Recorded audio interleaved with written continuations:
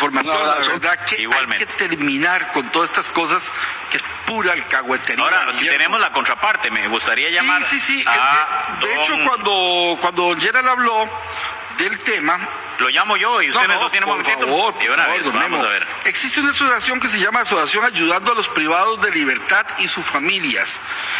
Don Rafael Ángel García es el rostro visible de esta asociación Ayudando a los Privados de Libertad y sus Familias. Ellos emprenden diferentes asesorías legales, asistencia humanitaria, en diferentes ámbitos a los privados de libertad. Es una ONG, una organización sin fines de lucro, que lo que hace es apoyar. Yo no los llamo privados de libertad. Ahora sí, aquí estamos. Yo nada más aclaro, en esto yo soy de posiciones muy claras. Yo no les digo privados de libertad, para mí son reos, para mí son prisioneros, pero soy yo. Pero el que piense diferente yo respeto, si quiere llamarlo privado de libertad. Entonces, don Rafael Ángel García, que es de la asociación Ayuda al Privado de Libertad, nos va a creo que es la contraparte y creo que muy válida la opción. Don Rafael Ángel, buenas tardes.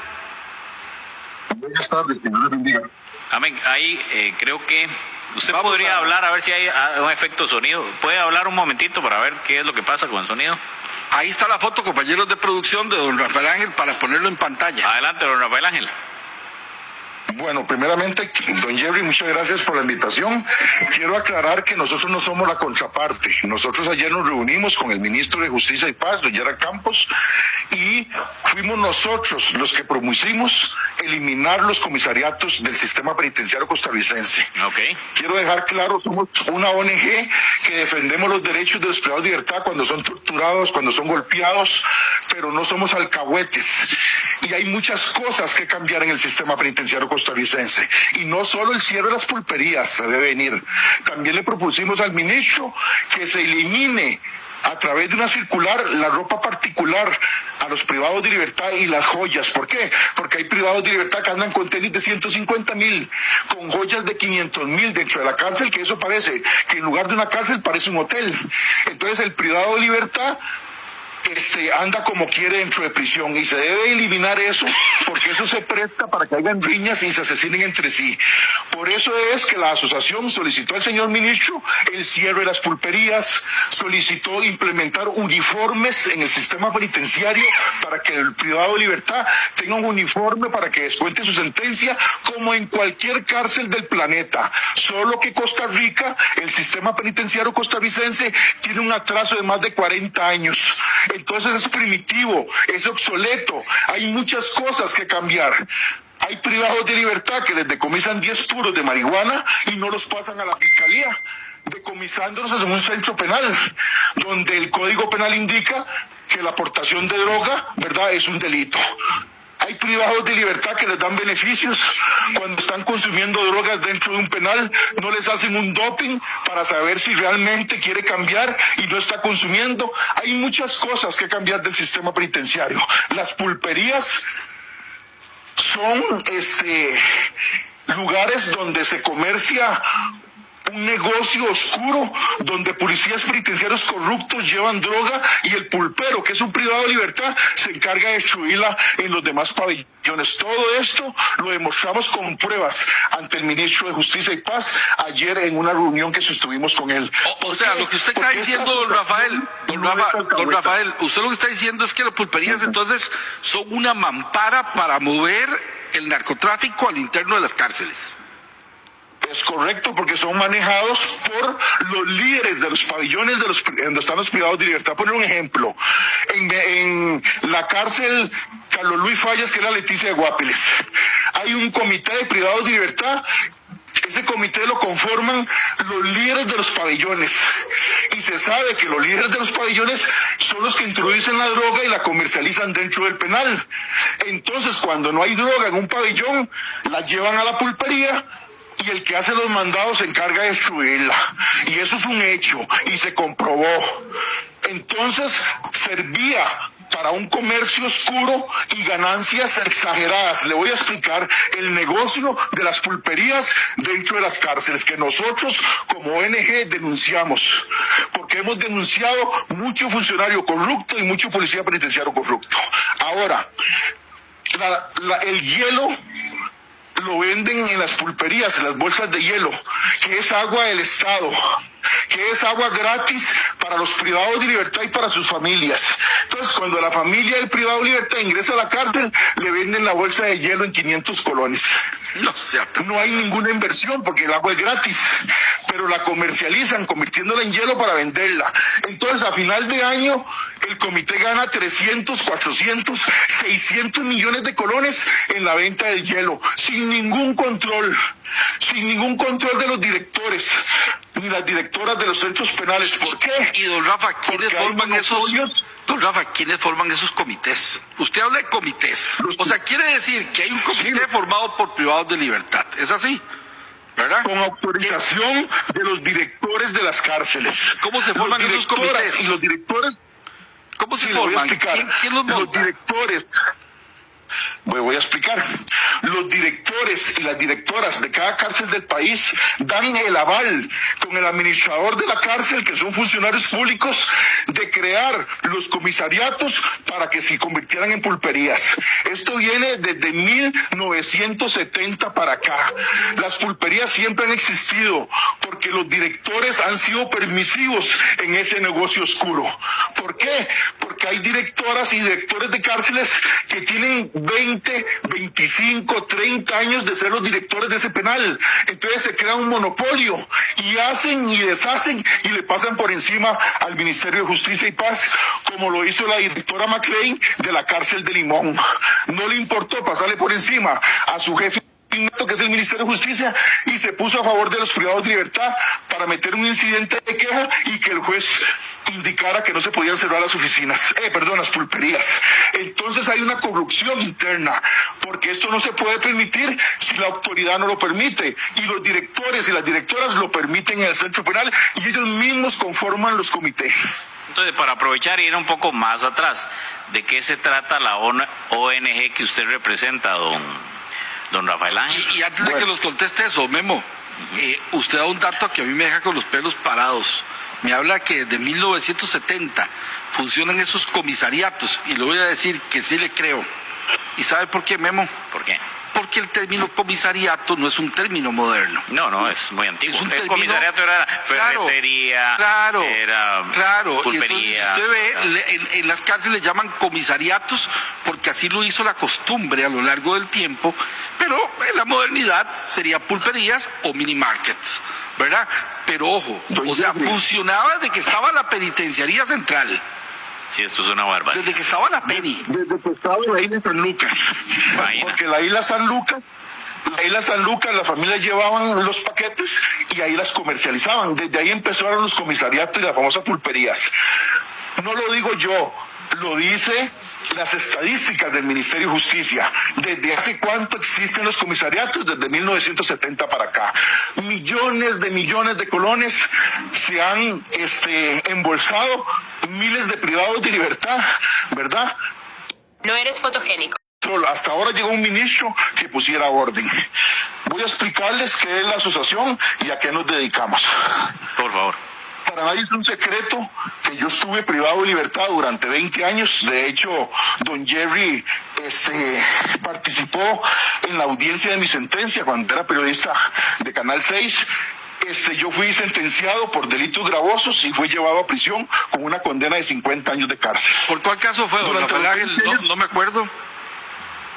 Sí, yo fui un pastor evangélico que descubrí un desfalco financiero entre la iglesia y asesiné al contador de la iglesia.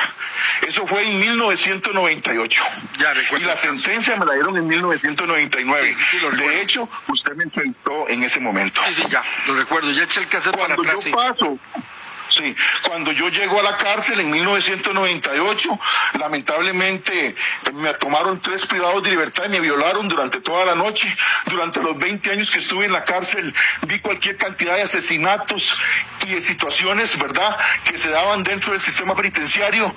Fui al funeral de mi papá, de mi mamá, de mis abuelos y tuve una estadía en prisión tormentosa porque el sistema penitenciario es primitivo en Costa Rica. Tiene un atraso de más de 40 años. Todavía hay camas de cemento como hace 2000 años en las cárceles de Roma. Entonces, El sistema penitenciario es muy violento y muy decadente. Cuando yo salí de la cárcel en el 2017, bajo un beneficio de casa por cárcel, porque tengo una enfermedad que se llama artrosis bilateral y camino con una andadera metálica. Yo tengo 7 años de estar con este beneficio y al año que salí fundé la asociación Ayudando al Privado de Libertad y sus familias para poder crear una ONG única en Latinoamérica con su sede central en Costa Rica para defender los derechos de los privados de libertad.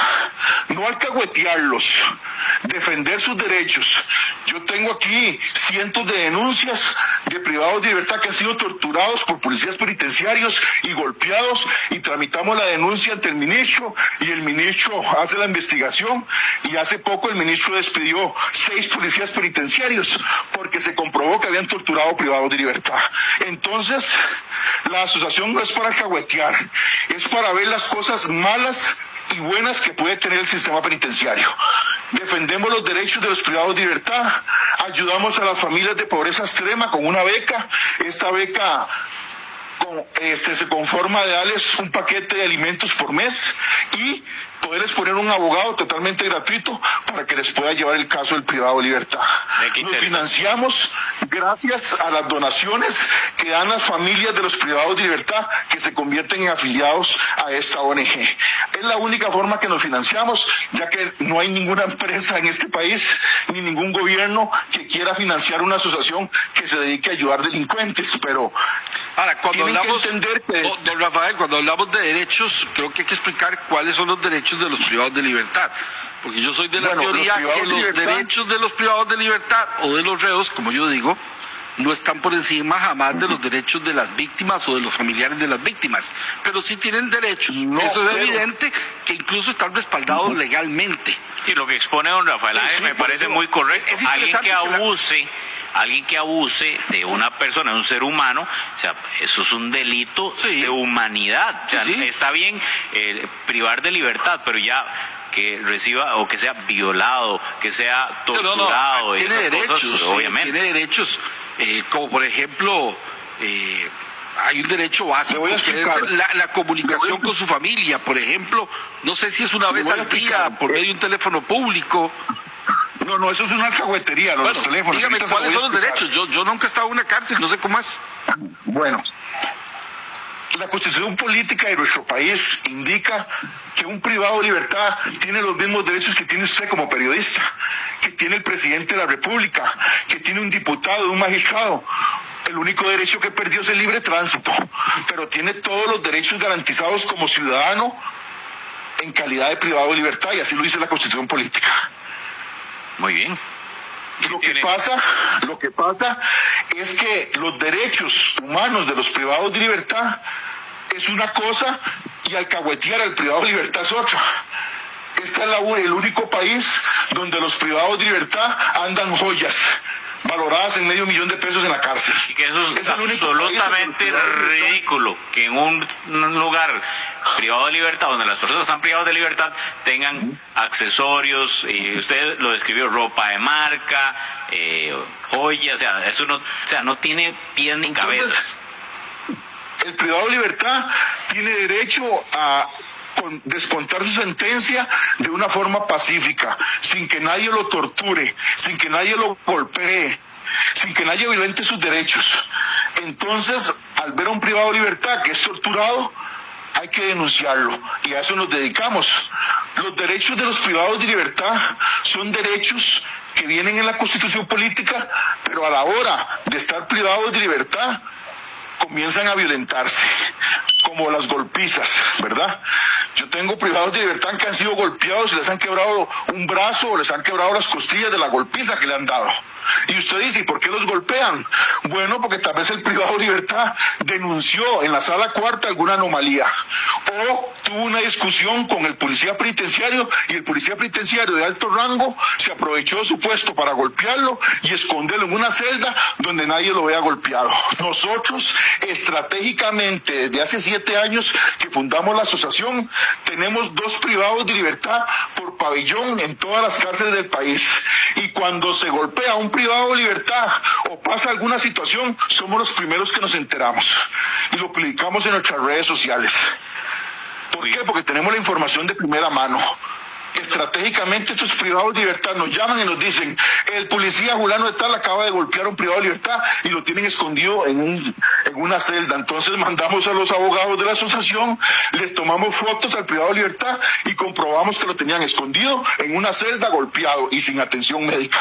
Esos son los derechos del privado de libertad: que no sea golpeado, que reciba atención médica. Las llamadas telefónicas, mire, este es el único país donde la familia puede llamar al privado de libertad, porque en todas las cárceles del mundo es el privado de libertad que tiene 5 minutos para hacer una llamada telefónica por día. La familia no lo llama. Este es el único país donde se da eso. Por eso, ¿verdad?, viene tanta cosa a perjudicar, ¿verdad?, a la ciudadanía. ¿Por qué? Porque se alcahuetea el privado de libertad. A nosotros nos dicen: pero ustedes son una asociación que defiende los derechos de los privados de libertad, y los defendemos, pero no los alcahueteamos. Las conyugales, las visitas conyugales, eso es un desorden.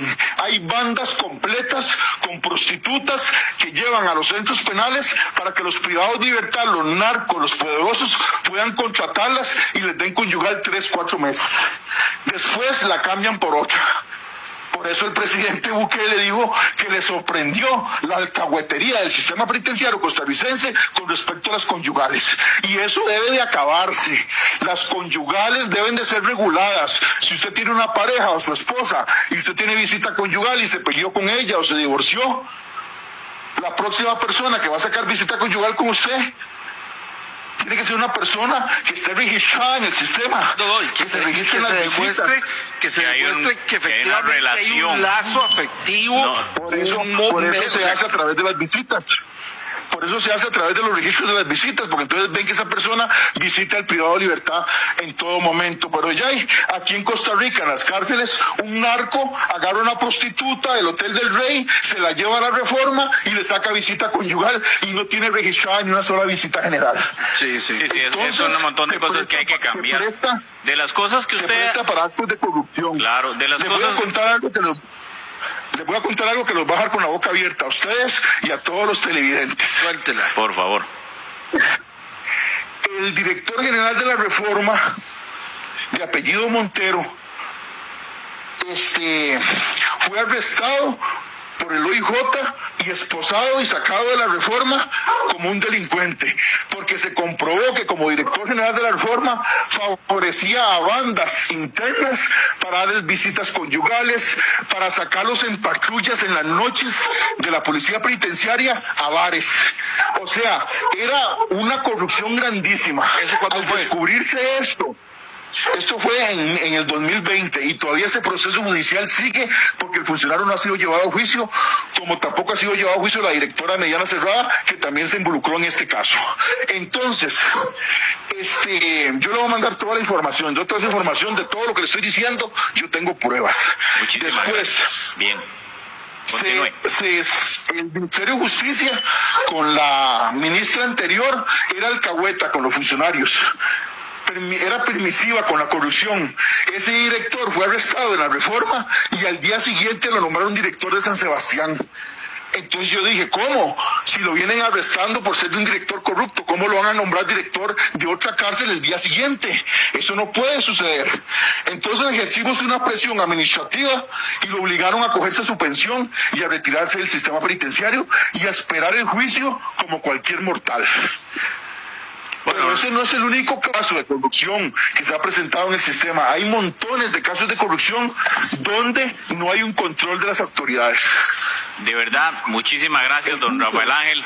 Y estamos un poco cortos de tiempo, pero lo vamos a volver a invitar, lo vamos a volver a invitar para que nos cuente y nos extienda todas estas cosas que realmente terminan de sorprendernos del nivel en el cual están o estaban los sistemas penitenciarios de este país. El tema va a seguir dando de qué hablar. Quiero nada más terminar con esto. Por favor. Quiero nada más terminar con esto y dejarlo claro.